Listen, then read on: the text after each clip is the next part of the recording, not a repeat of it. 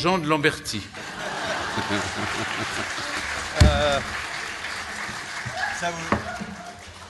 Oui, c'est la solidarité du Grand Est. Exactement. Le Grand-Duché de Luxembourg et le Grand Est sont voisins et s'entendent bien. Voilà. Bon, écoutez, je vais vous proposer de dire quelques mots à Stéphane, que nous aimons beaucoup, ça il le sait. Alors, pour ne pas être rébarbatif, je vais lui dire quelques propositions que je lui enverrai par écrit avec des éléments techniques. On a fait beaucoup de techniques ce matin avec nos députés, sénateurs, qui étaient remarquables. Je trouve que c'était une table ronde de très beau niveau. Nous avons complété par le déjeuner ensuite. Rien n'est gagné sur tous les sujets qu'on a évoqués. Ne nous réjouissons pas trop, mais c'était important qu'il soit là. Le dialogue avec les représentants du ministère de la Culture aussi. Mais vous voyez que la route est longue. Et du coup, ce que je vous propose, c'est qu'après la bouffée d'oxygène que nous avons prise cet après-midi, on s'élève encore un peu plus. Et peut-être vous dire donc très simplement, dire à Stéphane ce que nous avons à l'esprit, mais en restant raisonnable. Voilà, je crois que c'est très important. Nous sommes tous des gens raisonnables. Nous avons de l'ambition, nous avons de l'utopie. On l'a entendu tout à l'heure, mais de l'utopie qui va jusqu'au bout. Et voilà un peu le contexte de mon propos. Mais à la fin, je dirais quand même des choses graves et que je demanderai à Stéphane de porter, s'il le peut, dans son rapport au président de la République. Mon cher Stéphane, en premier lieu, je voudrais te dire tous nos remerciements d'être ici aujourd'hui, à nos côtés, parce que nous savons que tu as un emploi du temps extrêmement riche, dense, et au-delà de l'homme de médias que nous connaissons, que nous aimons, tu es quelqu'un qui sait ce que c'est que de s'occuper d'un monument historique, de le prendre en mauvais état, dans un village qui n'est pas un des plus beaux villages de France, qui s'appelle Thiron-Gardet. Bon, moi j'y suis allé avant de te connaître, ça ne m'a pas fait rêver, j'ai aimé le verger, j'ai trouvé ça beau, mais ça ne m'a pas fait rêver. J'y suis allé après, j'ai vu les travaux que tu avais faits, et j'allais dire, tu es comme nous tous, c'est-à-dire que tu sais ce que c'est que de prendre un monument historique, de le restaurer avec les difficultés qui s'y rattachent, et ensuite de le faire partager avec les moyens du bord, avec le potentiel du monument, en l'espèce, pas au travers de l'ouverture au public des communs, mais avec le rayonnement qui se rattache. Et alors ceci, ça m'a permis, lorsque, évidemment, ta nomination par le président de la République a suscité de la part des experts dont nous ne sommes pas, un certain nombre de colibets, et puis des journalistes nous ont interrogés. Alors je vais vous raconter une anecdote. Nous avons accueilli ici, il y a quelques années, vous vous en souvenez, Vincent Nosse, journaliste de Libération, avec qui je me suis lié d'amitié. Et Vincent me soumet parfois des papiers sur le patrimoine où me dit « Qu'est-ce que tu en penses ?» Et il m'a envoyé un papier après la nomination de Stéphane.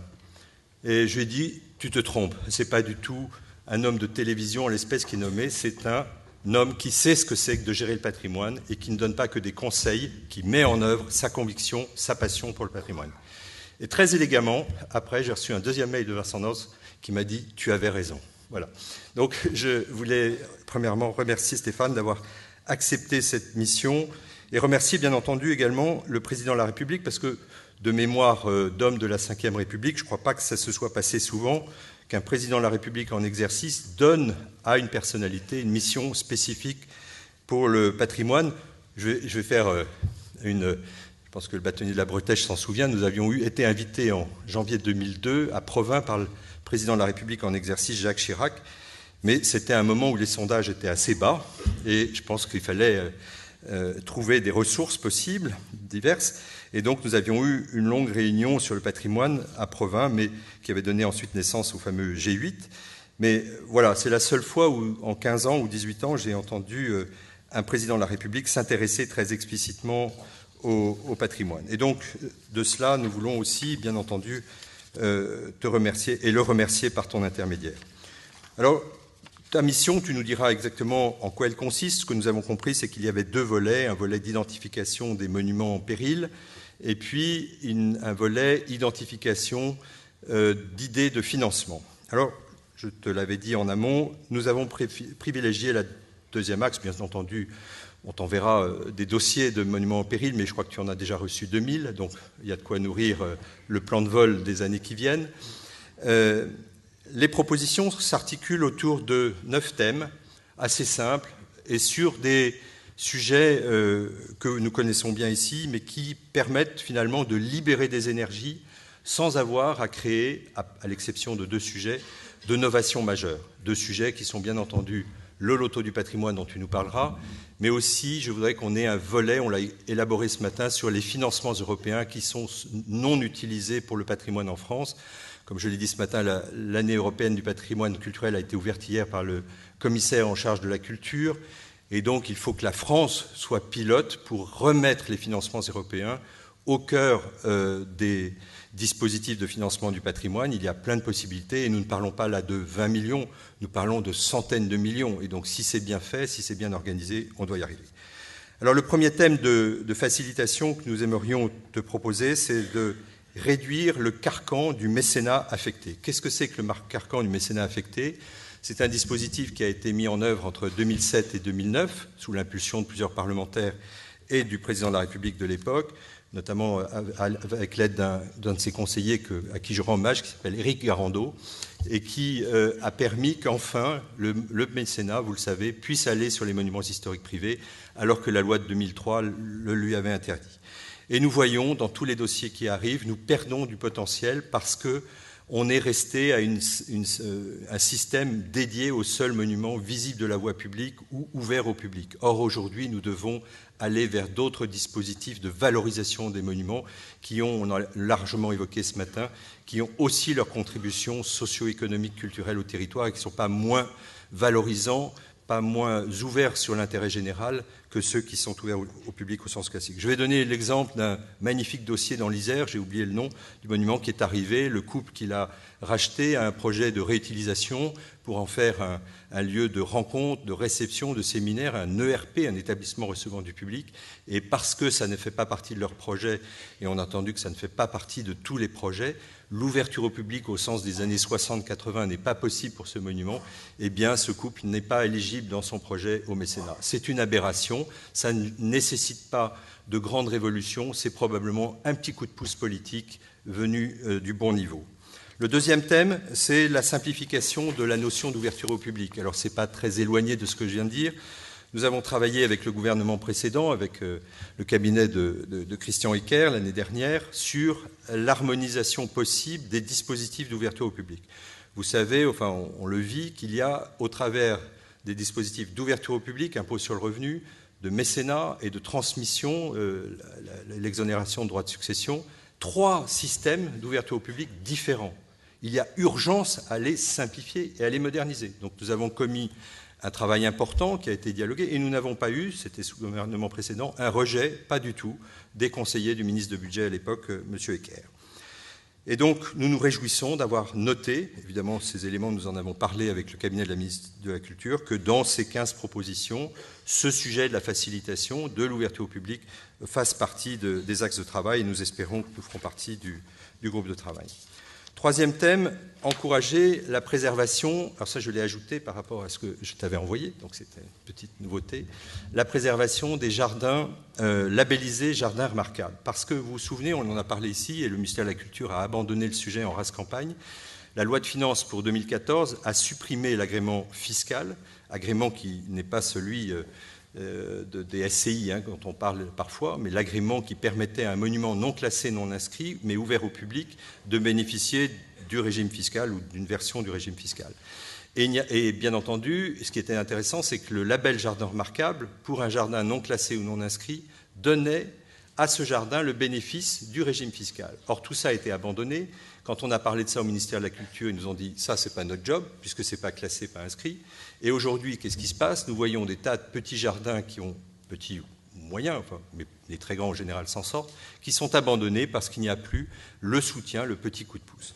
Et donc, notre délégation des Pays de la Loire a remarquablement travaillé et propose très simplement un système basique sur les petits jardins classés ayant le label jardin remarquable, mais non classés, non inscrits. 2 choses. C'est un petit coup de pouce sous forme d'une subvention de 2 000 € d'entretien, au même titre que l'entretien des monuments historiques existe. 2 000 € pour payer un morceau de composantes pour entretenir le jardin, de composants et de fournitures, c'est pas la mort. Et deuxièmement, une déductibilité fiscale des charges de personnel liées à l'entretien et à l'ouverture. Donc on est au cœur de l'emploi, de la préservation de l'emploi. À nouveau, j'insiste, cher Stéphane, ce sont des propositions que nous considérons comme raisonnables du point de vue des finances publiques. Le quatrième axe, c'est la facilitation de la transmission. Et là, à nouveau, nous nous réjouissons d'avoir vu apparaître ce thème dans le cadre des propositions de Mme Lyssen. C'est un sujet qui est crucial. Nous le savons tous, il y a une difficulté à trouver les repreneurs et nous devons innover. J'ai rappelé ce matin l'importance du bail amphithéotique, nouvelle formule, puisque maintenant, grâce à Vincent Eblé et au nihil-obstat de Christian Eckert, ce dispositif bail amphithéotique existe, mais il va falloir y travailler pour permettre qu'il soit plus efficace. C'est-à-dire que le texte est voté, mais l'application nécessite un peu de travail, c'est normal. Le deuxième axe, c'est que l'article 795A qui permet l'exonération de droits de succession en cas de convention d'ouverture au public soit simplifié. Il n'est pas normal que des monuments doivent attendre parfois 4 ou 5 ans, que l'abbaye de Fontenay, qui est probablement l'un des plus beaux monuments, ait dû attendre plus d'1 an pour avoir cette convention. C'est tout à fait anormal. Ce sont des choses très simples qui reposent avant tout sur de la volonté politique et pas forcément sur de la dépense budgétaire. En lien avec cette question de transmission, nous souhaitons qu'une réflexion ait lieu sur le statut du gestionnaire de monuments historiques. Alors, qu'est-ce que nous voulons dire par là? C'est qu'un grand nombre d'entre nous, et tu en es un, n'avons pas vocation à faire du monument notre métier principal. Nous avons, pour entretenir le monument, la nécessité d'avoir un autre job, parfois 2 autres. Tant mieux si l'autre job, comme on l'a évoqué à l'instant, peut s'inscrire dans une partie du monument, mais c'est quand même rarissime.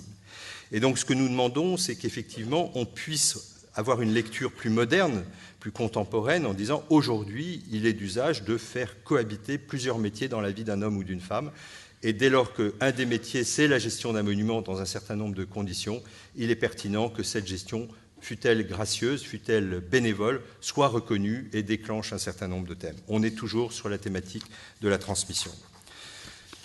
Numéro 5, à propos du loto du patrimoine dont tu vas nous parler, évidemment, on s'est tous interrogés ce matin avec nos élus des commissions des finances de l'Assemblée et du Sénat, avec les représentants du ministère de la Culture. Tu sais qu'on en a parlé, qu'il y a, on ne va pas te remettre la courbe bleue et la courbe rouge qu'on a largement commentée ce matin, qui était assez drôle.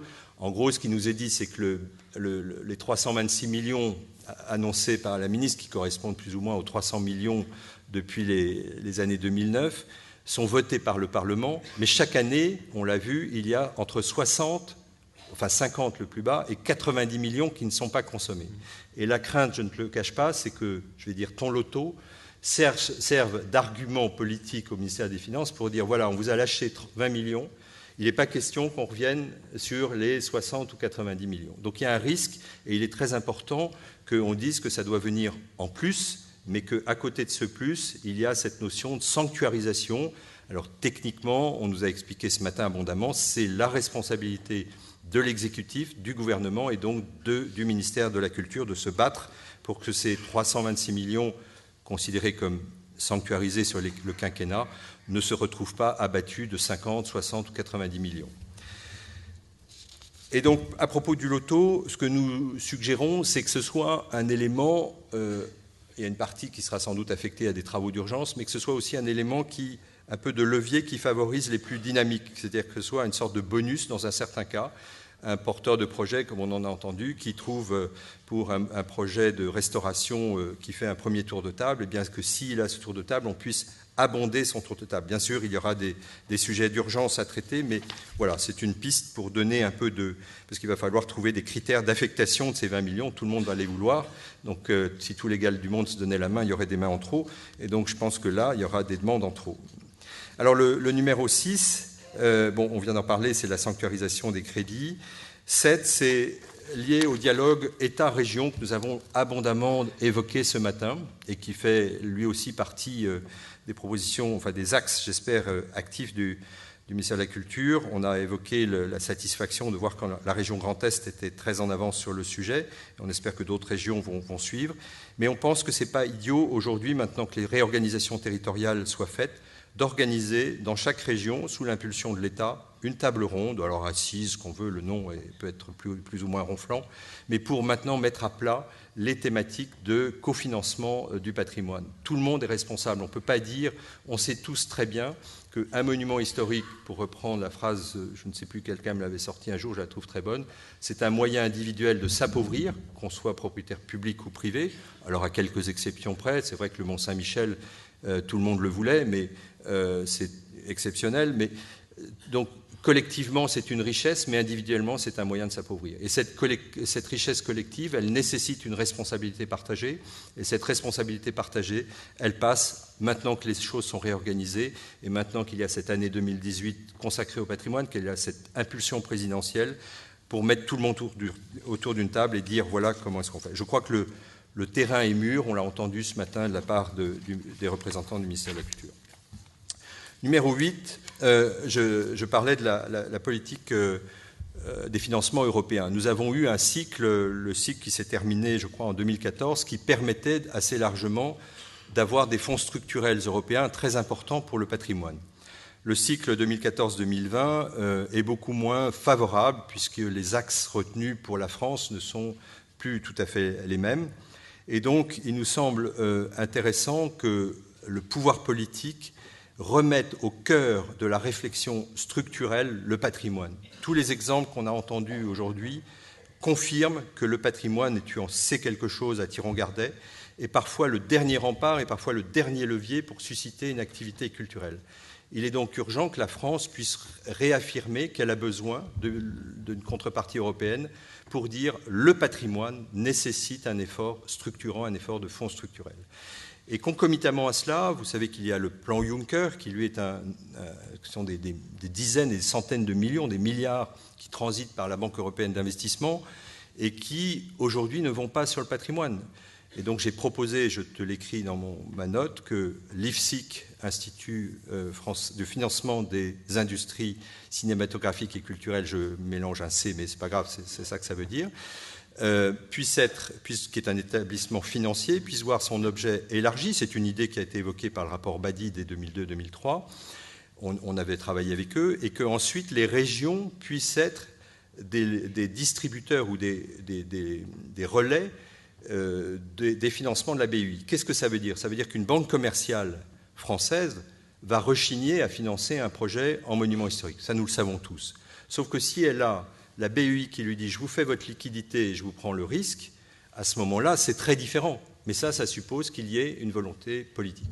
Et je disais ce matin qu'on est un peu surpris de voir que, par exemple, la BEI finance, il y avait tout un article la semaine dernière dans les Échos sur ces dossiers, et dans les dossiers, on voit 100 millions aller de la BEI à une petite entreprise familiale du Sud-Est pour financer des champs d'éoliennes. Et tout ça, 100 millions, c'est beaucoup d'argent. Et si on pourrait avoir un dispositif adapté pour le patrimoine. Voilà les propositions en 9 thèmes. Je voudrais, en conclusion, te dire... Alors, j'ai dit 8 thèmes, c'est parce que j'en ai ajouté un 4 bis. J'ai dit 9 thèmes parce que j'ai ajouté, vous l'avez compris, le 4 bis qui n'apparaît pas, qui est celui du statut du gestionnaire à temps partagé du monument, donc on peut classer dans la rubrique transmission ou en faire une rubrique à part.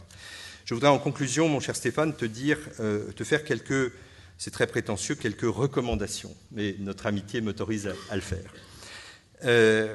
D'abord, je crois, et nous en avons parlé, il ne faut pas confondre le patrimoine protégé et le patrimoine non protégé. Ça ne veut pas dire qu'il y en a un qui est meilleur que l'autre. Ça veut dire que le dispositif français, depuis Mérimée, fait qu'il y a des règles qui sont éternelles, j'allais dire, qui nous dépassent, qui vont au-delà du propriétaire, de l'affectataire temporaire que nous sommes du monument, et qui sont perpétuelles. Vous savez tous que le classement ou l'inscription, c'est très rare, voire impossible de le défaire. Un label qui a remplacé l'agrément que j'évoquais tout à l'heure est tout à fait intelligent. Il va permettre d'accompagner fiscalement, voire par le mécénat, un programme de travaux. Mais ce ne sont pas les mêmes servitudes, ce ne sont pas les mêmes normes, ce n'est pas le même contrôle scientifique et technique imposé par l'État. Et donc je crois qu'il est très important, si tu me permets, que dans ton rapport, tu fasses bien la part des choses, tout en soulignant la complémentarité des deux patrimoines. C'est-à-dire dans un village, il peut y avoir une très belle église classée ou inscrite, et aux côtés des maisons qui ne nécessitent pas ou ne justifient pas d'être protégées, ou des lavoirs, ou tout ce qu'on veut. Et nous le vivons tous, nous avons tous, plus ou moins, puisque nous sommes plutôt issus du monde rural, à côté du monument protégé dont nous avons la charge, un petit bout de maison, de lavoir, de moulin, de ce que vous voulez, de chapelle, qui a bénéficié fort heureusement d'un label de la Fondation du patrimoine. Le deuxième point, et j'évoquais ce matin les risques sur ce plan-là, c'est que l'État soit tenté de se désengager des monuments inscrits. Alors, c'est pas quelque chose que j'invente, hein. C'est quelque chose qui a fait partie, je vous le rappelle pour celles et ceux qui s'en souviennent, des réflexions post-rapport Badi 2002-2003 jusqu'à l'ordonnance de 2005. Ça veut dire qu'entre 2002 et 2005, on s'est interrogé, au sens noble du terme, pour savoir s'il devait y avoir les monuments classés dépendant de l'État et les monuments inscrits dépendant des régions. Ça pouvait être un schéma. Moi, j'ai été frappé de voir, je vous l'ai dit ce matin, mais je le répète pour Stéphane, de voir que la région Grand Est, qui reformate ces dispositifs, a mis désormais 2 axes de réglementation, enfin d'intervention, les monuments classés d'un côté et le patrimoine non protégé et inscrit de l'autre. Et je me suis permis d'émettre des réserves sur cela parce qu'il ne faudrait pas que, par le jeu d'une posture technique d'une région, l'État s'engouffre dans un désengagement des monuments inscrits. Et je me mets en garde dans les réflexions que vous pourriez avoir avec les conseils régionaux sur ce terrain. Le troisième axe, ou troisième recommandation, c'est de ne pas confondre cofinancement et responsabilité de gestion d'un monument. Je crois que ça aussi, c'est très important. C'est qu'il y a par moment, aussi bien du point de vue de l'État que du point de vue parfois des régions, un risque de confusion. Lorsqu'on est responsable d'un monument, on a des stress que l'on n'a pas quand on est juste cofinanceur. Et je crois qu'il faut faire attention. La culture de la gestion doit faire partie des réflexions que tu proposeras au président de la République. Ce n'est pas tout à fait la même chose de se dire il faut que j'aille mettre une bassine sous un toit qui fuit et puis être devant un dossier pour dire bah, tiens, je vais cofinancer ça, c'est joli, ça a une belle tête, le dossier est bon. Ce n'est pas la même pression, ce n'est pas les mêmes anxiétés. Et ça, je crois qu'il faut le rappeler dans les processus que peut-être tu proposeras. Enfin, par ailleurs, quatrième point, il y a une attaque récurrente, on le sait, sur les architectes des bâtiments de France en disant ils empêchent de faire des choses. Encore récemment, un article du Canard enchaîné évoquait une nouvelle attaque contre les architectes des bâtiments de France. Bien sûr, nous avons tous vécu la discontinuité de l'État sur un avis d'ABF, bien sûr. Mais le jour où on peut aider les ABF à s'améliorer, à justifier, à expliquer. Tout ça, ça fait partie de l'évolution des choses. Mais de grâce, ne tirons pas sur l'ambulance ABF. Le jour où il n'y aura plus d'ABF, ce sera la débandade dans nos villages. On le sait très bien. Donc il faut travailler sur le rôle des ABF, valoriser. C'est un peu comme le plombier. Il y a quelques années, on avait du mal à trouver des plombiers. Il paraît qu'aujourd'hui, il y a 30 postes d'ABF vacants. Donc il va falloir se donner du mal pour trouver, non pas des plombiers, là on en trouve un peu plus, mais des ABF, on en a besoin. Alors, on l'a dit, il ne sert à rien de favoriser la survie des monuments si on ne valorise pas le rôle des repreneurs. Nous avons créé, tu le sais, un groupe de jeunes repreneurs, un prix des jeunes repreneurs. Nous avons, je crois, 120 jeunes repreneurs qui se réunissent maintenant régulièrement. Il faut aussi, évidemment, favoriser la sensibilisation de tous les publics, la formation à la gestion, ça c'est au cœur de nos préoccupations. Nous organisons des séminaires de formation qui ont un succès croissant, et tant mieux. Il faut mettre en place des dispositifs de fundraising, parce qu'on sait bien que l'État, quand même, les nombres de monuments classés ou inscrits augmentent chaque année. Mais on a bien vu la courbe bleue de ce matin, la courbe rouge, pardon, je parle pour ceux qui étaient là. Bon, on voit bien que quand on divise par le nombre de monuments, c'est terrifiant. Et donc il faut accompagner par des dispositifs de fondation qui soient complémentaires et qui ne soient pas hégémonique. Et donc, je le dis, il serait dangereux, je le dis très clairement, qu'il y ait une seule fondation dédiée au patrimoine en France. Il faut qu'il y en ait plusieurs. Nous nous réjouissons de savoir que la sauvegarde de l'art français, qui fait un travail extraordinaire dans le monde des églises de village notamment, eh bien, soit devenue fondation abritante. Vous savez que notre fondation, j'en ai parlé ce matin, est en train de le devenir. Je crois qu'il est bon. Notre axe, ce sont les monuments historiques classés ou inscrits publics ou privés, je le rappelle, avec une dimension d'accessibilité, de formation, d'abri pour des monuments qui cherchent à créer une fondation abritée, et l'axe de la formation avec une ambition de créer une chaire dans une grande école de commerce ou autre pour avoir des vrais managers de monuments historiques demain. Alors tout ça, c'est pas forcément, sauver les monuments avec. Je voudrais ajouter un petit SOS. Le président de la République a écrit, il a l'habitude des beaux textes, ça, je fais partie des admirateurs de ces textes, je l'assume pleinement. Il a écrit un texte à Athènes le 7 septembre dernier, et je vous lis quelques extraits que vous avez sans doute lus. « Il nous faut aussi une Europe du patrimoine. Lorsque la civilisation est attaquée, elle est attaquée dans la culture, dans son patrimoine.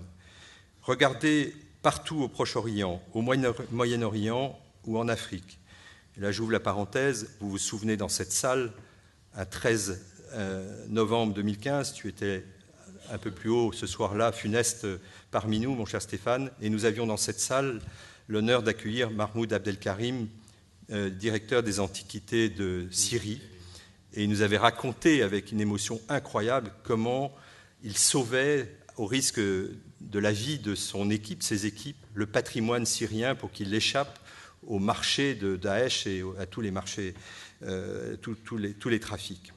Et je me souviens de ce moment où toute la salle s'est levée pour l'applaudir et il avait la main sur le cœur. Et il y a de l'émotion. Hein. Et tant pis, je calme.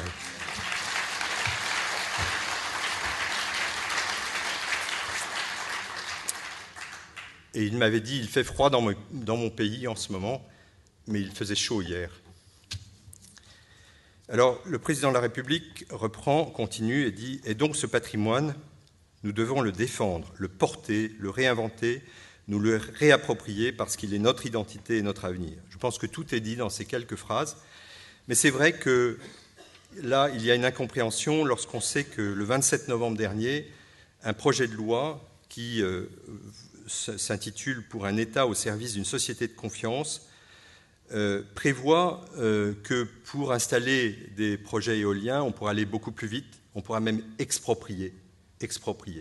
Et là, nous ne comprenons plus parce que, bien sûr, on a eu ce débat encore ce matin, il faut le problème, nous avons tous envie que les énergies renouvelables soient développées. Bien sûr, je crois que personne n'a envie de se retrouver, je le disais ce matin, en proximité de Bure dans la Meuse, évidemment, ou aux proximités d'une centrale nucléaire qui se fissure, évidemment. Mais nous devons aussi avoir à l'esprit qu'aujourd'hui, il y a trop de politiques publiques qui divergent, qui s'entrechoquent. Et il y a une seule personne qui peut arbitrer cette divergence dans notre République, c'est le président de la République. Et donc, je te lance un appel pour que tu passes ce message au président de la République dans ton rapport, dans ta rapport de mission, pour dire, bien entendu, le monde du patrimoine n'est pas opposé aux éoliennes en tant que tel, bien entendu. Mais il ne comprend pas pourquoi on ne fait pas comme en Espagne ou au Portugal ou ailleurs, des centrales éoliennes où on met 50 éoliennes et on partage la manne et on arrête de faire des 3, 4, 5 éoliennes par-ci par-là avec 800 000 € de raccordement pour que les câbles ne se voient pas. Mais à quoi bon? Voilà. Et donc, et nous sommes un peu abasourdis de sentir que tant au niveau national que local, j'ai été, je ne vous le cache pas, ce matin quand j'ai entendu Gilles Carrez, à qui je proposais une mission d'évaluation et de contrôle sur l'éolien, puisque l'Assemblée nationale en a les pouvoirs, et s'il est un homme qui peut le faire, c'est bien lui, eh bien j'étais étonné de voir sa réserve sur le sujet. Voilà, je lui ai dit pendant le déjeuner. Et donc, aujourd'hui, nous entendons un silence assourdissant du ministère de la Culture sur ce sujet. On l'a encore observé ce matin. les collectivités territoriales qui pourtant nous demandent de travailler sur l'attractivité des territoriales, le silence au niveau des plus hautes autorités de l'État. Ce n'est pas possible que l'on n'ait pas un arbitrage sur ces sujets. Et donc, je crois que nous serons, et je le dis très solennellement, obligés, si ce texte, cet article 34, qui est totalement hors sujet, qui n'a rien à voir avec l'état de confiance, et l'État, pour moi, c'est un article honteux, eh bien, nous serons obligés, tous ensemble, de créer notre désarroi lors des Journées du patrimoine. Alors, je ne sais pas encore très bien comment, mais je trouve qu'on ne peut pas être comme ça alors que nous avons des débats qui portent sur quelques millions d'euros pour savoir si on va être assujetti à l'IFI quand on a un monument historique, et de voir qu'il y a des millions et des millions qui servent des intérêts privés sans contrôle, sans arbitrage, ça nous fait mal au cœur. Voilà, mon cher Stéphane, je sais que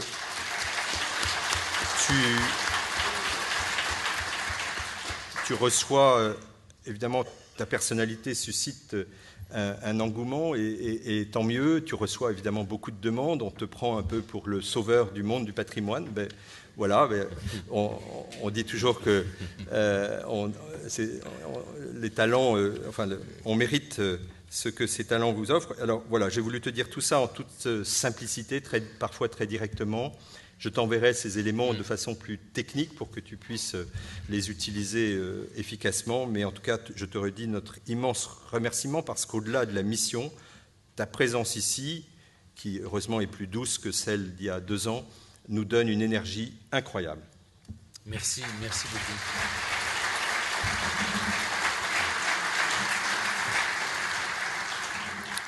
Chers amis, merci cher Jean pour ces mots. Tu charges la barque et je t'en remercie. Ces recommandations sont importantes et je partage ce combat. Je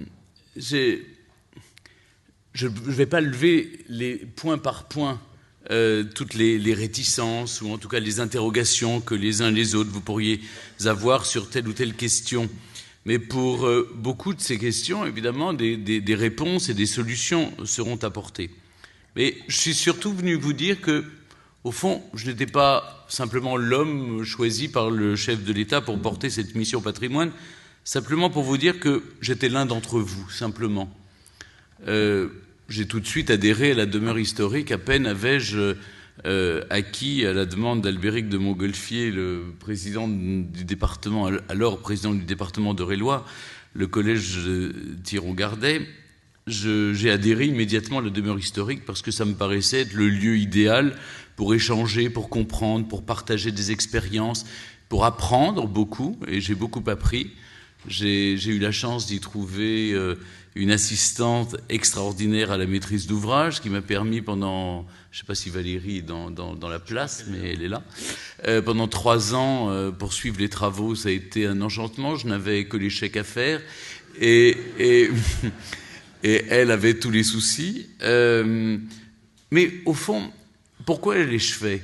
Je me suis souvent interrogé, et c'est ce qui fonde peut-être la légitimité de la mission, c'est de se dire, eh bien, je passe mon temps à la télévision, dans le village préféré, le monument préféré ou le jardin préféré des Français, à dire aux gens, défendez votre patrimoine, sauvez le patrimoine. Le patrimoine, c'est quelque chose qui nous appartient à tous. Nous n'en sommes pas les propriétaires, nous en sommes les dépositaires. Il faudra le rendre aux générations qui viennent dans un meilleur état que celui dans lequel nous l'avons trouvé. Donc, je me suis dit, mais à force de donner des conseils aux gens, de dire défendez le patrimoine, la moindre des choses, c'est, moi qui crois à la valeur de l'exemple, c'est de le faire moi-même. Et quand l'État vient vous chercher pour défendre le patrimoine et le sauver, ben, on ne peut pas se dérober. Et donc je l'ai fait, ça a été un laboratoire formidable. J'ai appris ce que c'était que refaire une charpente, une couverture, faire des travaux titanesques, être en prise avec les ABF. Je crois que tout le monde a compris le rôle des ABF, j'ouvre cette parenthèse. La seule chose, c'est quand parfois ils exagèrent leur contrôle au point de rendre impossible, mais vraiment impossible, le sauvetage d'un monument. J'ai le cas, par exemple, d'une maison qu'on doit sauver, les ABF ont dit c'est 11 millions ou rien. Non. Quand c'est chez vous, vous savez très bien que vous commencez tranche par tranche. On se dit, cette année, je vais pouvoir faire ça. L'année prochaine, je ferai autre chose. Et puis, on fait des arbitrages. Mais voilà, il faut aussi les amener à être peut-être rigoureux sur le fond, mais être un peu plus souple sur la forme. Donc je pense qu'il y a une réflexion qui mérite. Mais en tout cas, j'ai vu ce que c'était la discontinuité de l'État. On autorise des fenêtres en PVC juste à côté, mais on me les interdit là. Heureusement, je n'avais pas l'intention d'en mettre, rassurez-vous. Mais tout de même, de voir des horreurs qu'on fait en face de chez moi et moi d'être contraint par des choses bien plus, beaucoup plus légères. Donc j'ai fait mon expérience avec vous, avec l'aide de l'ADH. Donc je ne suis que l'un d'entre vous. Et c'est parce que j'ai fait cette expérience avec vous que, et à force d'en parler aux différents candidats à l'élection présidentielle, et particulièrement à celui qui a été élu, eh bien qu'il a eu l'idée de me confier cette mission. Il m'a dit, puisque tu me parles tout le temps du patrimoine, vas-y maintenant, montre-moi ce que tu sais faire. Alors, l'idée n'est pas tant de rendre un rapport. Je rendrai un rapport dans lequel je mettrai toutes ces idées qui me paraissent essentielles et toutes les réformes possibles. Et il y en a d'autres que je pourrais ajouter. Par exemple, je sais qu'il n'est pas de bon ton, on m'a suffisamment reproché, même au ministère, de voir tous les acteurs du patrimoine. Je les ai tous vus, des centaines d'acteurs du patrimoine, y compris des acteurs du patrimoine 2.0. De D'Artagnan à adopteunchâteau.com, à Patrivia, tous ceux qui essayent de se bouger, tous ces jeunes qui créent des start-up et qui essayent de défendre le patrimoine. Oui, ils méritent d'être entendus aussi, et leur avis m'importe. Donc on m'a reproché de voir trop de monde, que ça risquait de me dissiper. Voilà. Mais moi, j'ai voulu rencontrer tout le monde parce que je sais que c'est la difficulté. Voilà, pour les acteurs du patrimoine, de rencontrer d'abord les élus. Je me retrouve parfois seul. On s'est vu voilà, je me suis trouvé à inaugurer le salon du patrimoine en l'absence des ministres. Et j'ai vite appelé l'Élysée en disant il serait peut-être bien que, voilà, je ne suis pas ministre jusqu'à preuve du contraire. Je m'entends très bien avec la ministre et tout se passe bien entre nous. Elle entend ce que je dis et je ne la ménage pas. Voilà, je dis tout ce que Jean me souffle à l'oreille et ce que les autres me disent, je le dis, je suis là pour ça. J'ai envie d'être un électron libre, je suis d'une voix libre, j'ai accepté une mission qui est bénévole, j'ai mon assistante personnelle, je ne demandais aucune aide. Le président m'a proposé toutes sortes d'aides, j'ai tout refusé. Si c'est pour retrouver mon nom dans le Canard enchaîné, comme le type qui, certes, est bénévole, mais a toute une équipe qui travaille pour lui, c'est pas la peine. Je paye mes frais, je fais en sorte que ce soit entièrement transparent. Du coup, ça me laisse libre d'aller voir monsieur... Merci. Libre d'aller voir le musée de l'histoire vivante à Montreuil et de me faire offrir une statue de Robespierre avec Alexis Corbière. Libre d'aller sur le chantier de la Corderie de Marseille pour voir sur place qu'il en est, libre d'aller à Arles voir la halle Lustucru, etc. Mais ce n'est pas mon rôle, encore une fois. Voilà, je sors de ma mission. Mais pour autant, je ne vais pas, moi, accepter une mission dans laquelle on met un cadre bien particulier en disant « mais non, tu dois te contenter de recenser le patrimoine en péril et ensuite de trouver l'argent pour le sauver ». Non, à partir du moment où on aime le patrimoine, on s'investit dans tous ces domaines. Et en tant que citoyen, en tant qu'amoureux du patrimoine, en tant que défenseur. Donc oui, tout ce que tu m'as rappelé là, évidemment, sera dans un rapport que je remettrai. Mais je pense qu'on peut même aller plus loin. Je trouve inadmissible, par exemple, qu'on plafonne le mécénat des petites et moyennes entreprises localement pour le patrimoine dans les territoires. Ça permettrait, par exemple, à tous des commerces ou des petites entreprises qui sont implantés dans nos territoires, eh bien, de soutenir les monuments sur le plan local. Et ça, c'est une idée qui est dans les tuyaux depuis longtemps, qui n'a jamais été mise en œuvre. Alors évidemment, ma mission, en quoi consiste... D'abord, je voulais vous remercier, vous, parce que je sais que c'est vous qui faites le travail. Vous êtes, ou les délégués de l'ADH, vous m'avez fait remonter pas mal d'informations, des dossiers. C'est vrai qu'on en a 2000 et que voilà, on les étudie les uns après les autres. On va se poser la question de la répartition de l'argent. Moi, je considère que le loto du patrimoine, certes, c'est une première victoire, parce que ça a été inscrit, je l'avais suggéré, c'est une vieille idée que j'ai empruntée en Angleterre avec le National Trust Lottery, et de l'autre côté, François de Mazières, depuis longtemps, avait cette idée. J'en avais parlé au président de la République, qui l'a imposé en quelque sorte à Gérald Darmanin et qui n'avait pas d'autre choix. Et je peux vous annoncer que ça se fera. J'ai déjà enregistré les spots pour la Française des Jeux lundi dernier. Donc on ne va pas reculer maintenant. Donc, et je me suis assuré, comme vous l'avez souhaité, qu'on sanctuarise les 320 millions pour le patrimoine et que ça ne vienne pas en moins. Il y a la mission Berne. Et puis il y a le reste qui regarde la ministre de la Culture. Je ne me mêle pas de ce qu'elle fait de ces 326 millions. Moi, je m'occupe de ce que je peux faire avec ma mission, qui est de recenser le patrimoine en péril. Je vais, avec la Fondation du patrimoine, qui est la cheville ouvrière qui va récolter l'argent. Ce n'est pas Stéphane Bern qui va récolter l'argent du patrimoine, évidemment. Donc, c'est la Fondation qui ensuite va le redistribuer selon des modalités qui vont être sous l'égide, évidemment, de l'Élysée et du ministère de la Culture. Mais j'ai demandé à pouvoir avoir une voix qui porte sur le choix des monuments. Et notamment, je veux que toutes les régions soient représentées. Ça, c'est un cadre absolu, c'est-à-dire les 13 régions administratives plus l'outre-mer.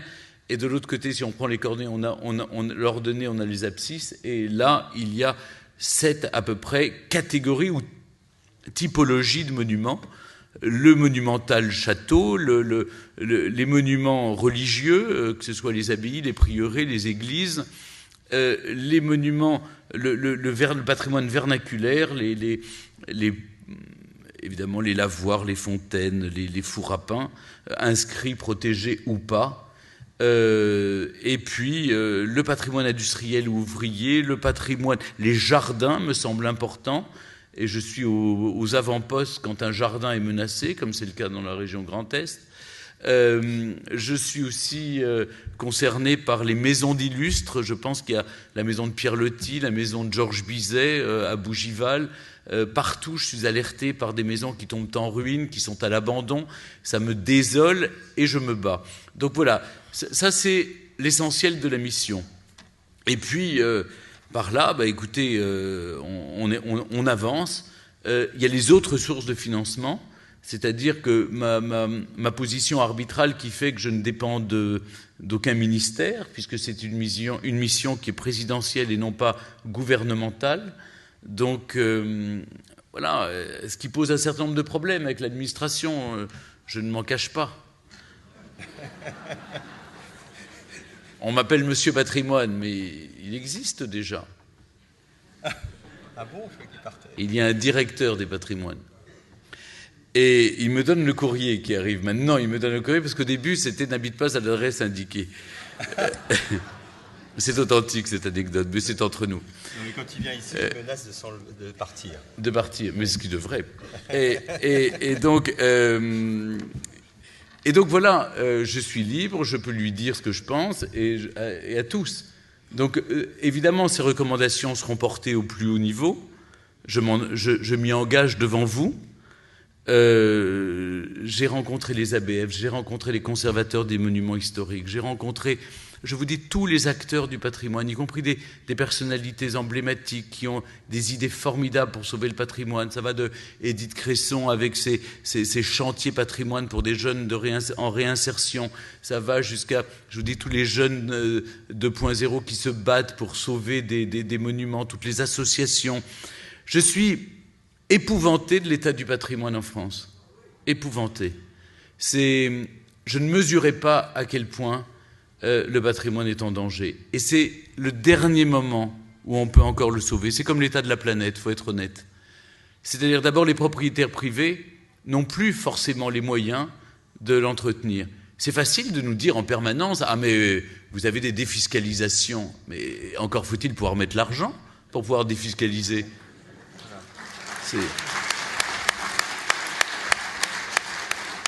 Dans le même temps, l'incohérence, et je l'ai soulevé auprès du chef de l'État il y a quelques jours, je lui dis c'est facile de me donner une mission sur le patrimoine, et dans le même temps, quand je vais dans les services du Premier ministre et que je dis que je trouve scandaleux qu'on taxe pour l'impôt, l'IFI maintenant, des monuments qui sont ouverts au public en milieu rural, qu'on les taxe plus que les yachts de luxe, je suis scandalisé. Moi, je passe mon temps à aller dans des maisons, mais je passe mon temps à aller dans des maisons où, si vous voulez, il n'y a pas de chauffage, où je cours la nuit avec des seaux mais alors que ceux qui ont des yachts de luxe sont jamais les mêmes. Hein.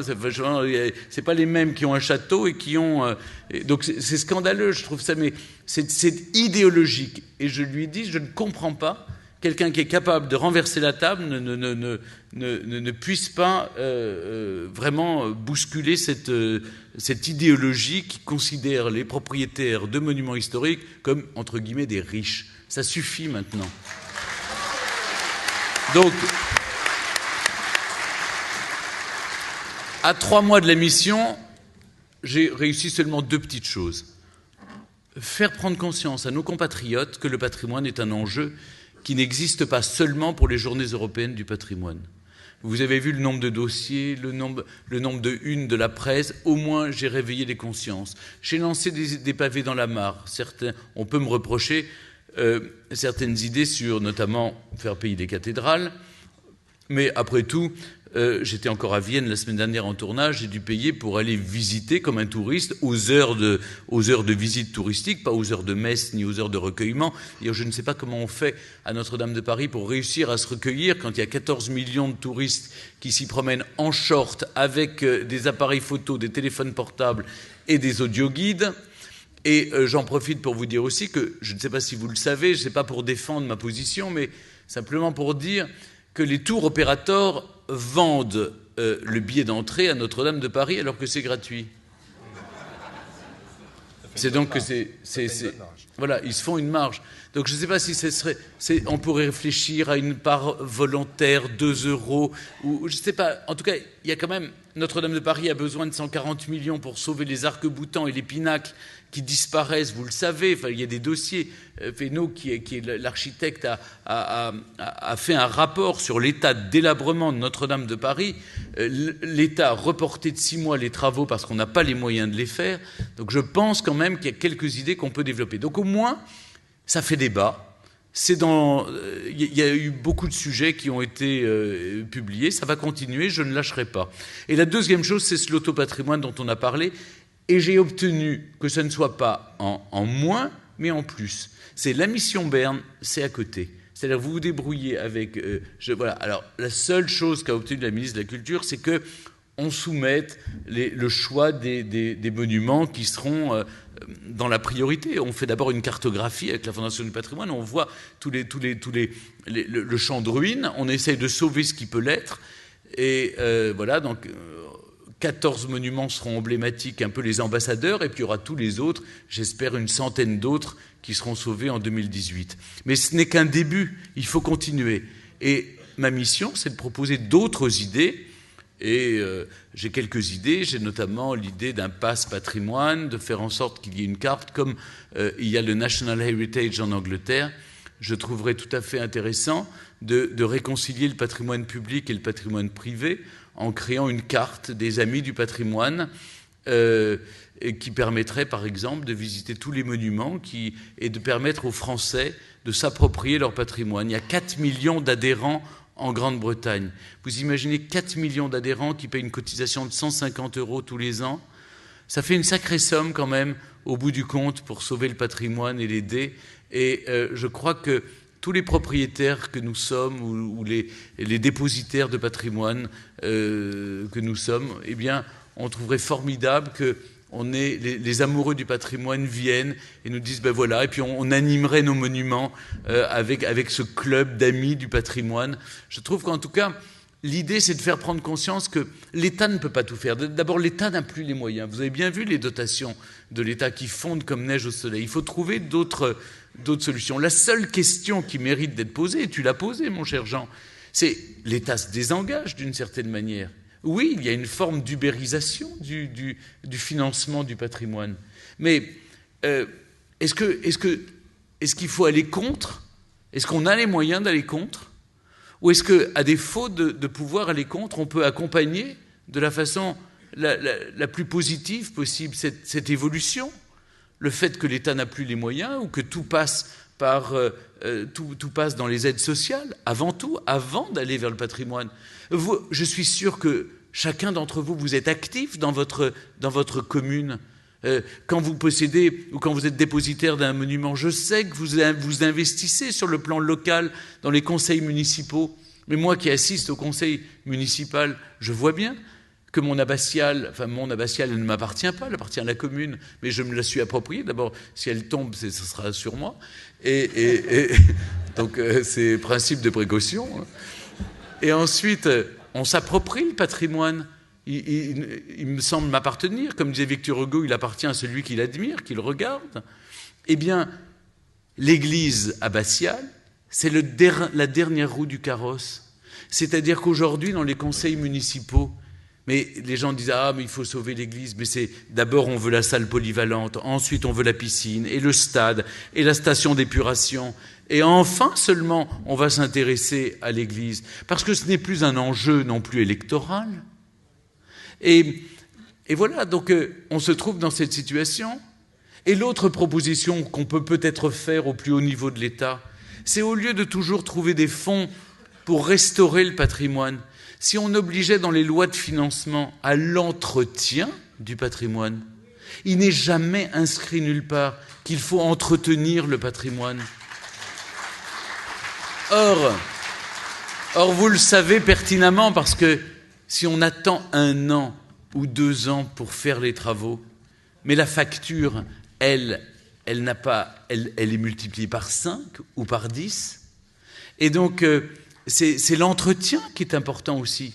Alors je crois qu'on est en train, à ce propos d'ailleurs, d'obtenir des résultats en ce moment même. J'espère en tout cas qu'il y aura des bonnes nouvelles d'ici la semaine prochaine sur ce qui va se passer pour 2018-2019. Des amendements seront présentés et devraient avoir... sur le prélèvement à la source. J'ai eu Albéric de Montgolfier tout à l'heure qui était plutôt confiant, qui était plutôt plus positif et qui comprendrait la meilleure année en moyenne pour que les travaux... J'ai le groupe le groupement le GMH qui m'a alerté. Mais aussi, j'ai envie de leur dire, mais je ne sais pas, moi je passe mon temps à envoyer des courriers à Gérald Darmanin, faites-en de même. C'est-à-dire que maintenant, n'attendons plus, quoi. C'est-à-dire que c'est comme pour les éoliennes. Oui, manifestons-nous. Vous savez ce qu'ont fait les propriétaires aux Pays-Bas ? Quand les propriétaires des Pays-Bas ont été menacés avec des lois iniques qui les obligeaient, qui allaient les mettre sur la paille, ils sont allés voir le Premier ministre avec leurs actes de propriété et leurs clés en disant « Très bien, vous voulez vous en occuper, ben maintenant c'est à vous, débrouillez-vous ». Et la loi n'est pas passée. Mais voilà, c'est-à-dire qu'au bout d'un moment, on ne peut pas afficher, et je suis le premier témoin que le président de la République affiche une réelle volonté de sauver le patrimoine. Il est sincèrement, et je ne suis pas son avocat, parce que je me suis occupé du patrimoine avant. D'abord, quand j'ai commencé, il était encore, j'étais un peu plus âgé que lui.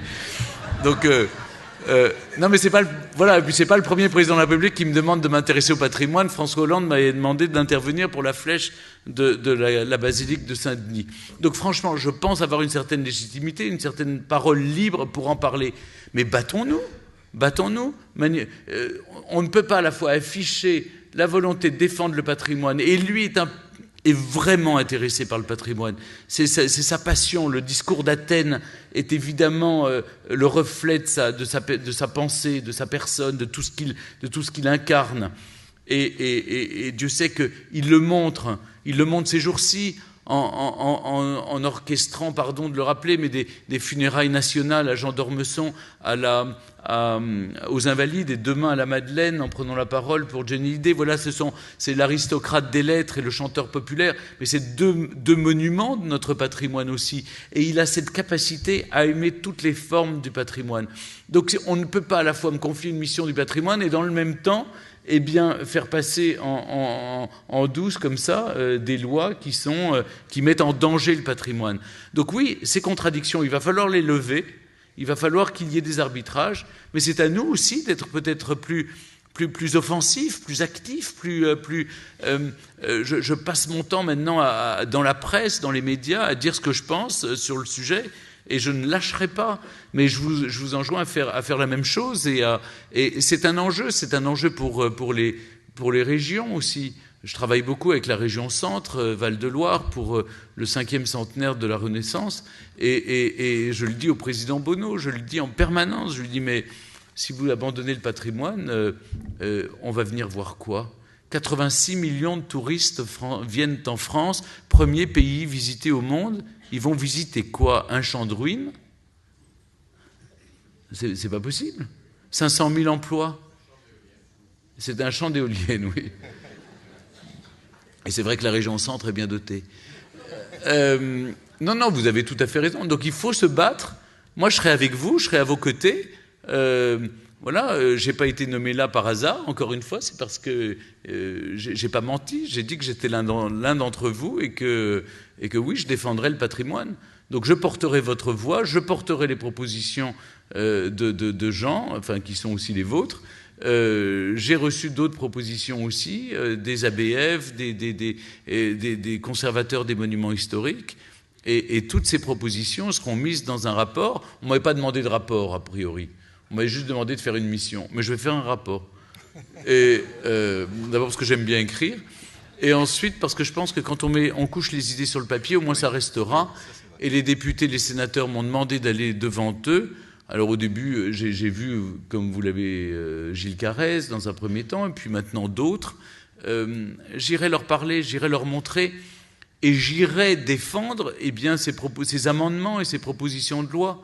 Parce que je trouve qu'après tout, il faut que ça se traduise dans la loi. On ne peut pas dire qu'on aime le patrimoine et qu'on vote au Parlement des lois qui mettent en péril le patrimoine. Il est suffisamment en péril comme cela, donc il faut vraiment continuer à vous battre, ne lâchez rien surtout. Voilà. Et puis faites-le comme vous l'avez toujours fait, avec le sourire, avec l'énergie, avec l'amour des vieilles pierres. Et parce que franchement, c'est ce qui fait que ce pays est l'un des plus beaux au monde. Vous savez, je fais chaque année cette émission que j'adore, le village préféré des Français. Chaque fois, je vois les trésors de notre patrimoine. Je me demande, à part en Italie, quel autre pays au monde peut avoir une telle diversité, une telle richesse patrimoniale et culturelle. Donc voilà, quand on parle d'année culturelle du patrimoine européen, vous êtes bien placé pour en parler, parce que cette culture, c'est vous qui l'avez.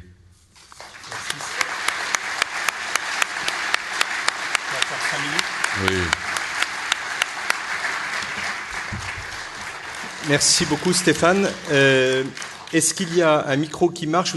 Stéphane reste quelques minutes avec nous. Quelques questions ou propositions? Soyez gentils, on reste sur les propositions ou réflexions plutôt générales si c'est possible, qui touchent tout le monde. Éric, mention Rigaud. Information en direct, pardon. L'amendement sur le loto patrimoine vient d'être adopté par l'Assemblée nationale. Bravo.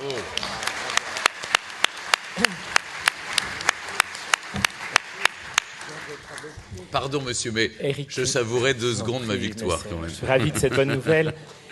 Je voudrais justement une précision concernant le loto. Si j'ai bien compris, le bénéfice du loto sera affecté à la Fondation du patrimoine. Or, la Fondation du patrimoine, jusqu'à présent, s'est préoccupée de monuments non inscrits et classés. Alors, quelles seront les conséquences de ce bénéfice du loto sur les monuments inscrits et classés?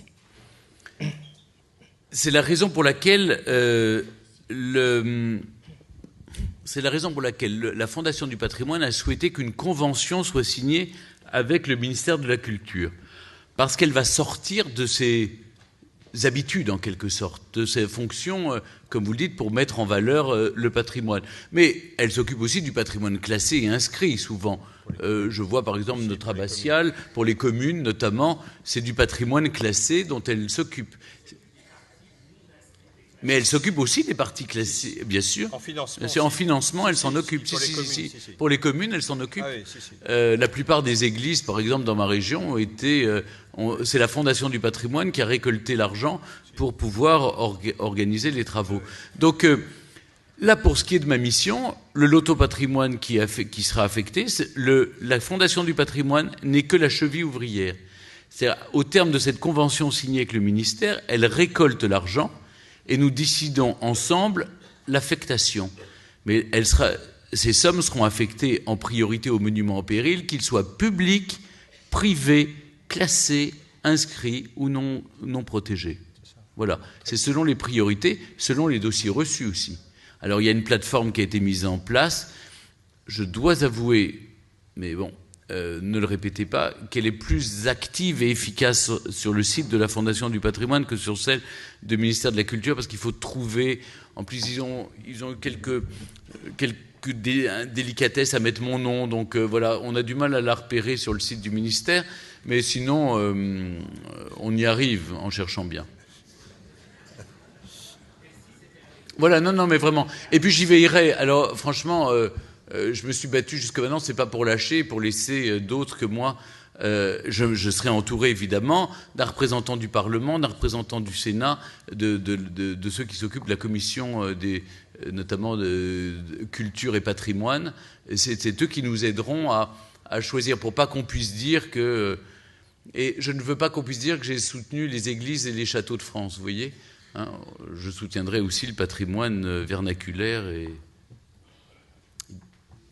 Je crois qu'il y avait une question de M. de la Panouse. Oui, allez-y, Paul. Avec un micro. La voix de Paul porte. Oui.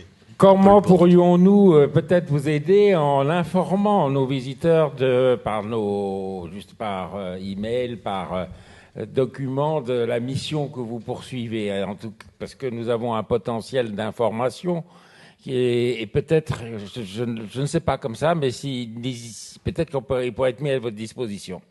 Je crois, cher Paul, qu'au fond, dans un premier temps, c'est plutôt les propriétaires de patrimoine en péril qui doivent s'inscrire sur la plateforme. Parce que, je ne vous le cache pas, pour le moment, à 70-80%, les monuments qui se sont proposés pour recevoir des fonds de cette mission sont des monuments qui appartiennent à des communes. Très peu de propriétaires privés se sont manifestés. Alors que c'est étrange. Oui, madame. Eh bien, un monument est en péril. À quel moment est-il en péril? Moi, je voudrais bien que le mien soit vraiment en péril. Non, c'est pas ce que je demande. Mais vous voyez, par exemple, quand l'église de Saubus, dans les Landes, un pan entier s'effondre la veille des Journées du patrimoine, oui, je la considère qu'en péril. Je veux dire, tout monument qui a vraiment besoin de travaux d'urgence. Moi, le mien, il en a tous les jours besoin de travaux d'urgence. Eh bien, madame, avec joie, inscrivez-vous sur la plateforme. Très bien. Et je ne dis pas que la première année, vous serez prioritaire, mais ce loto doit être sanctuarisé. Et donc, je pense que dans on va le faire tous les ans. Mais là où, Paul, j'ai besoin après du public, là où je vais avoir besoin du public, et je ne vous le cache pas, c'est au moment du loto du patrimoine. Parce que le loto sera fléché. C'est-à-dire, il va y avoir un tirage. C'est pas le tirage qui rapporte, c'est le grattage. Il ne faut pas se cacher. Alors, je sais que la plupart d'entre vous n'avez jamais gratté. Moi, personnellement, j'ai jamais gratté. Je ne vais pas... j'aimerais, mais j'avoue que je suis sidéré. Je suis sidéré. Moi-même, entre nous, je suis sidéré. Je vais au café de mon village et je vois tout le monde gratter pendant des heures. Je me dis, mon Dieu, si j'attendais de faire fortune en grattant... à part mes poules qui grattent la terre, moi, je ne vois rien qui gratte. Alors bon, mais je vais me mettre à gratter. Et c'est la raison pour laquelle ces tickets de grattage seront très chers. Mais il y a une bataille juridique et ministérielle encore à gagner. Mais la Fondation du patrimoine, parce que certaines personnes disent que oui, si c'est trop cher, on incite les gens à se ruiner en jouant. Mais c'est tout le contraire avec les cigarettes, me semble-t-il. Plus on monte le paquet de cigarettes, plus c'est censé faire diminuer l'addiction des gens. Et là, on me dit que pour le loto, plus c'est cher, plus ils vont jouer. Parfois, j'ai du mal à comprendre.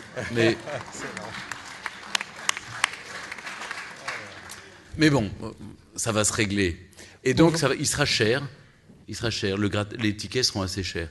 Et donc, au fond, il faudra à ce moment-là inciter les gens, oui, à acheter parce que c'est avec cet argent, on saura ce qu'on fait. C'est-à-dire que sur les tickets de grattage, il y aura les monuments ciblés, région par région, tous ceux qu'on va pouvoir aider avec ces tickets de grattage. Donc là, j'ai besoin de l'opinion publique, oui.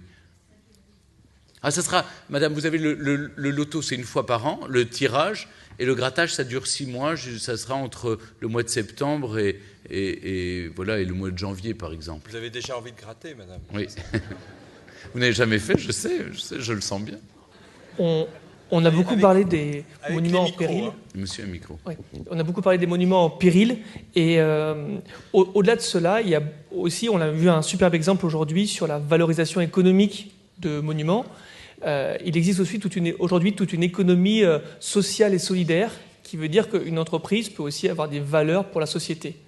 Et est-ce que, d'une manière ou d'une autre, les entreprises qui sont développées dans le patrimoine ne peuvent pas également, à condition d'assurer les travaux, la maintenance de ce patrimoine, avoir aussi une reconnaissance que nous, qui avons des activités économiques, on puisse valoriser en disant, voilà, dans le prix que vous payez, il y a aussi cette composante de dire, vous aidez le patrimoine à se maintenir.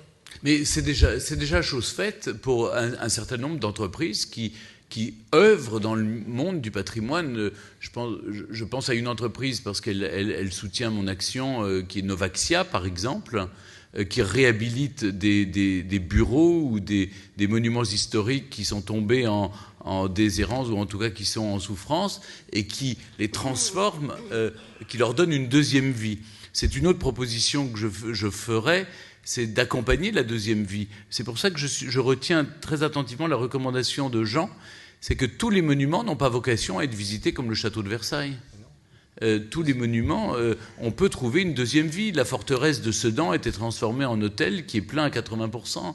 Je crois qu'il faut accompagner, et c'est la raison pour laquelle je ne vois pas que les acteurs du patrimoine, je vois aussi beaucoup de chefs d'entreprise qui ont décidé d'investir dans le patrimoine et de transformer cela d'en faire une activité à plein temps, qui ont racheté un certain nombre de propriétés. Et qui, est-ce qu'un label pourrait venir couronner cela en disant, pourquoi pas, ça peut être un bien outil sûr. En plus dans la communication d'entreprise pour dire Bien qu'effectivement, ça a cette dimension complémentaire à l'activité économique? Bien sûr.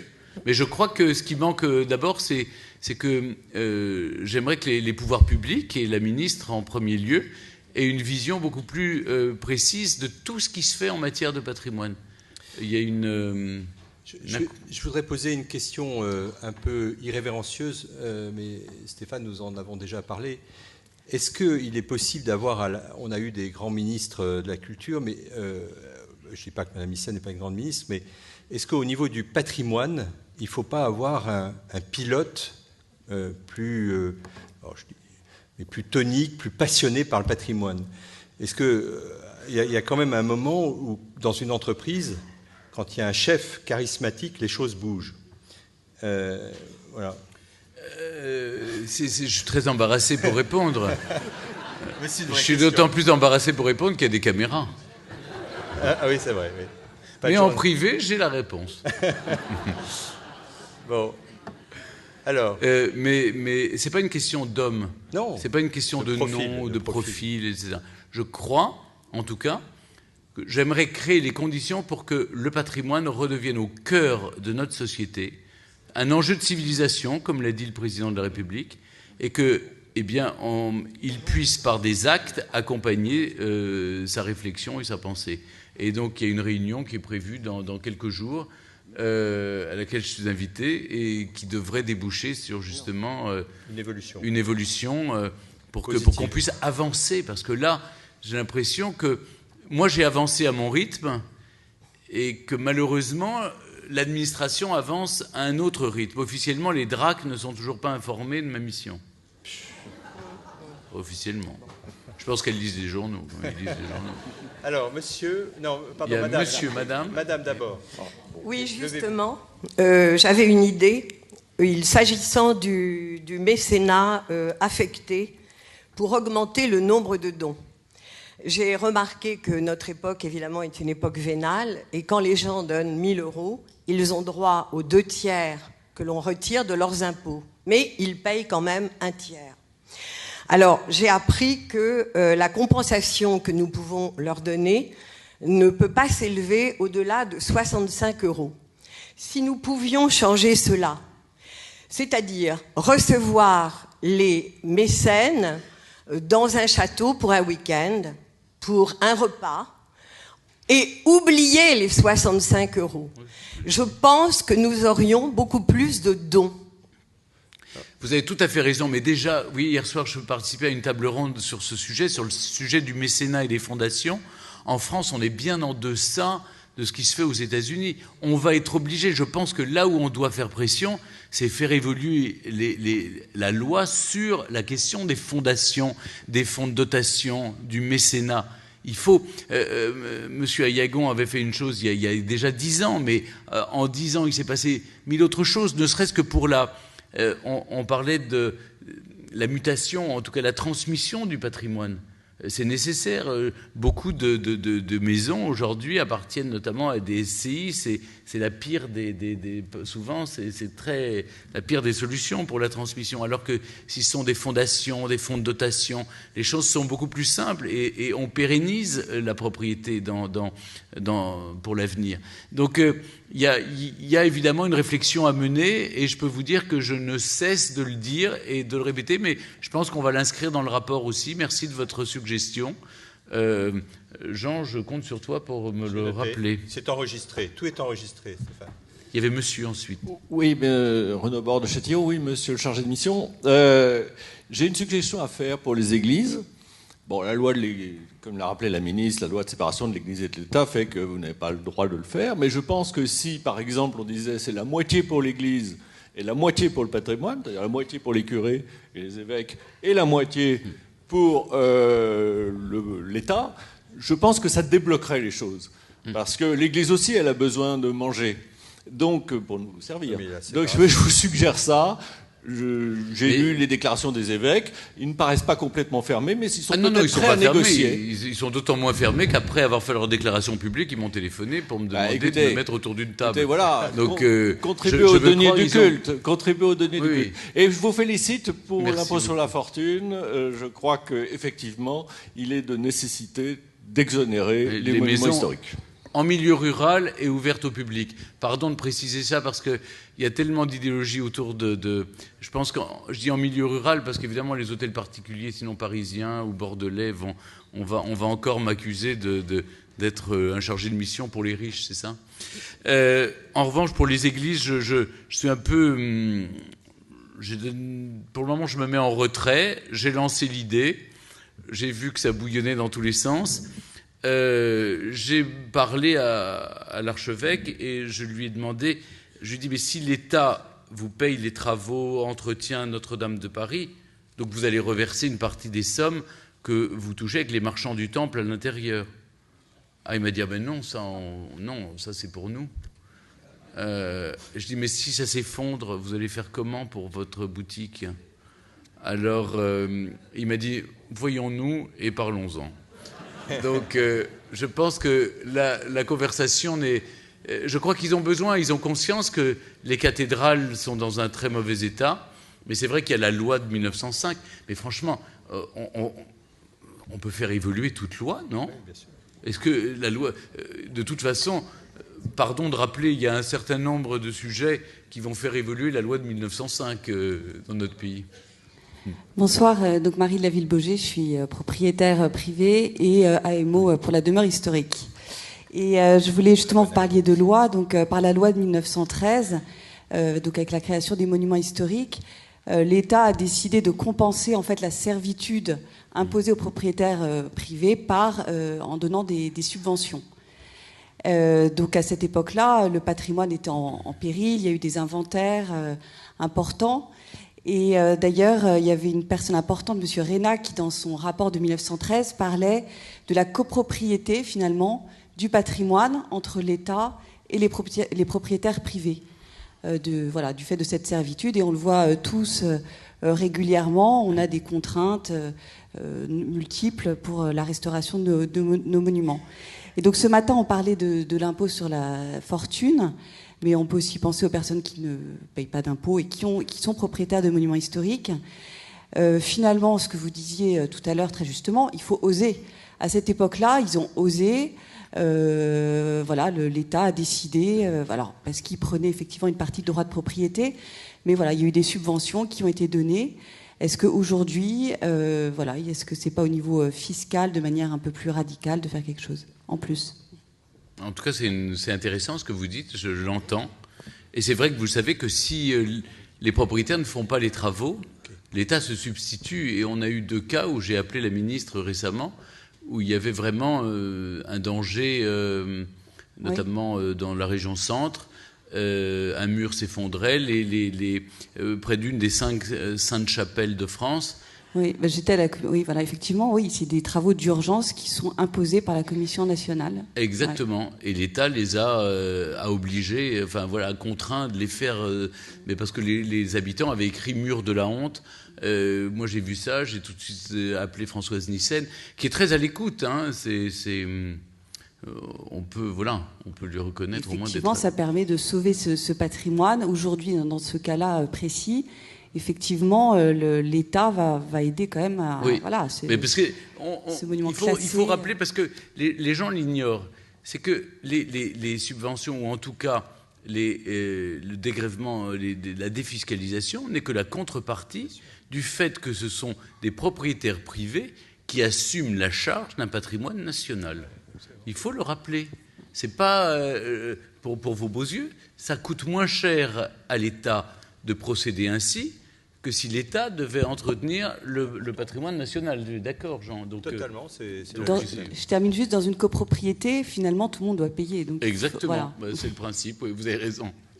Je voulais. Est-ce que encore une question, peut-être, oui, s'il vous plaît. Oui.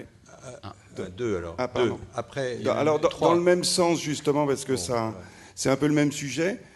Notamment sur les taxes foncières et taxes d'habitation qui sont très inégales, et je sais que là aussi le président, c'est des chantiers qu'il voudrait voir en général, mais sur les monuments historiques, il y en a des très élevés, ça devient difficile de les supporter chaque année.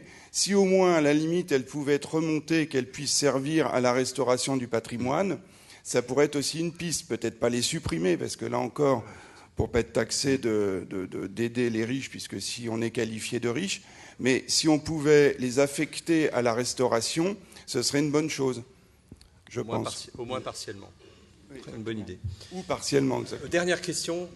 Non, encore une. Attendez, monsieur devant, et après vous terminez, monsieur. Merci. Oui, bonsoir. Guy de Cordon. Pour bénéficier du mécénat aujourd'hui, il faut pouvoir apporter la preuve qu'il y a une gestion désintéressée du monument.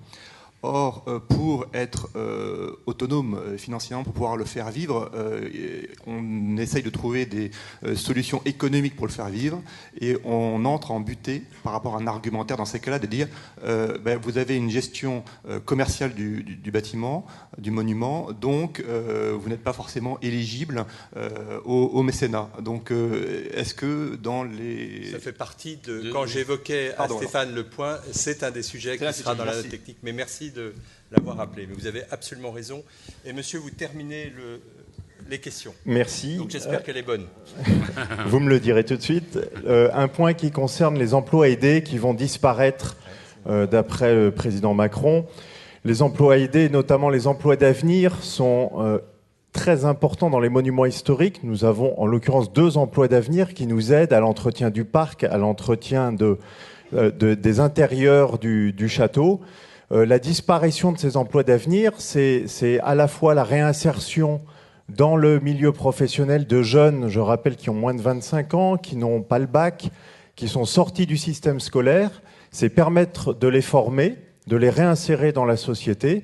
Et pour nous, propriétaires gestionnaires, c'est une aide très efficace parce que ces jeunes-là sont très utiles dans la tonte, dans la taille des haies, dans l'entretien courant du bâtiment, entretien que l'on ne pourrait pas faire nous-mêmes par manque de temps, par manque de moyens.